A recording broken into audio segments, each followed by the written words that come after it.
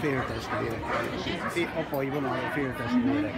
Őt már láttam, nőként a Liviának vagyok a nővére.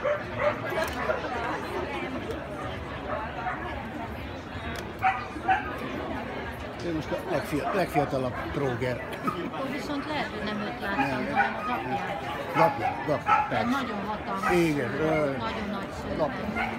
Apjának is, meg az anyjának is hatalmas szőrrel. Már hasonlít nagyon. És örökítik is, szóval. Aha. Jaj, de ez a szín. Istenem, gyönyörű vagy. Örökíti a... Ő neki még nem volt alma, nem?